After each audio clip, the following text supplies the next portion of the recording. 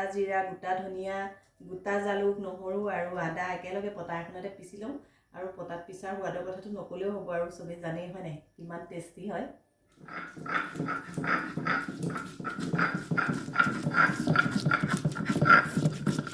বনাবলৈ লৈছোঁ কঁঠালৰ মুচি।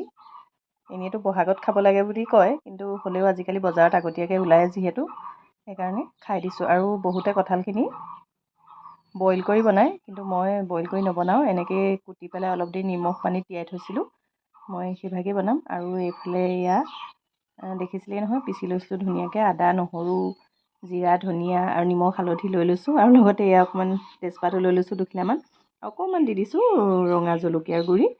তাৰপিছতে আৰু এইফালে কাটি লৈছোঁ পিঁয়াজ অৱশ্যে মই সৰহকৈ দিওঁ দেই, তেতিয়া মানে অকণমান এনেকুৱা তৰকাৰীবোৰ বনালে অকণমান মানে বেছি সোৱাদ হোৱা যেন লাগে।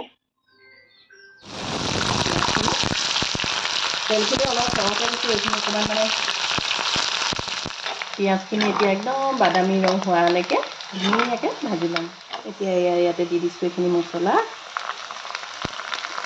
এইখিনি এতিয়া একদম ধুনীয়াকৈ ধুনীয়া গোন্ধ উলিয়ালৈকে ভাজি ল'ম।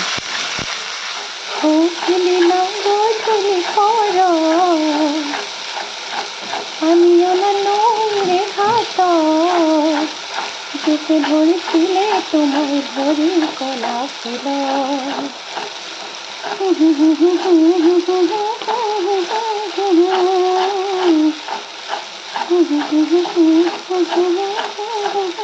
এয়া দেখিছে নহয় মছলাৰ পৰা একদম ধুনীয়াকৈ এয়া দেখিছে নহয় মছলা ধুনীয়াকৈ ভাজ খাই গ'ল, একদম মাংস গোন্ধ এটা আহিছে। আৰু এতিয়া মই এয়া লগতে দি দিওঁ এইখিনি কঁঠালখিনি মই বইল কৰা নাই, আগতেও কৈছোঁ মই সদায় এনেকৈ বইল নকৰাকৈ বনাওঁ। কেতিয়াবা যদি বহুত ডাঙৰ কঁঠাল হয় আৰু তেতিয়া বইল কৰি বনাওঁ, কিন্তু মই এনেকুৱা কঁঠালৰ মুচিবোৰ মানে বইল নকৰাকৈ বনাওঁ। এতিয়া এনেকৈ অলপ সময় ধুনীয়াকৈ ভাজি ল'লোঁ। তাৰপিছতে ইয়াতে দি দিম অকণমান পানী, বৰ বেছি নাই দিয়া, অকণমান পানী দি পেলাই ঢাকোন লগাই সেইটো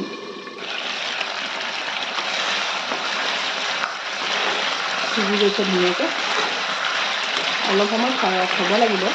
আৰু যদি কেতিয়াবা আকৌ কিছুমান কঁঠাল এনেকুৱাও হয় মানে এনেকৈ কেৰাহীত ভাজিলে নিসিজে কেতিয়াবা, তেতিয়া আকৌ কেৰাহীৰ পৰা দি এনেকৈ এটা চিটি কুকাৰত দি মাৰি দিলে আকৌ ধুনীয়াকৈ সিজি যায়। এয়া একদম পানীখিনি শুকাই ধুনীয়াকৈ কঁঠাল সিজিও গ'ল, এয়া হৈ গৈছে। আৰু কেতিয়াবা মানে এনেকুৱা লাগে মাংস খাইছিলে কঁঠাল খাইছোঁ, একদম ধৰিবই নোৱাৰি, বিৰাট মানে সোৱাদ লগা হয়। আজি এই বস্তু কেনেকুৱা হয় নাজানো, খাই চালেহে গম পাম আৰু।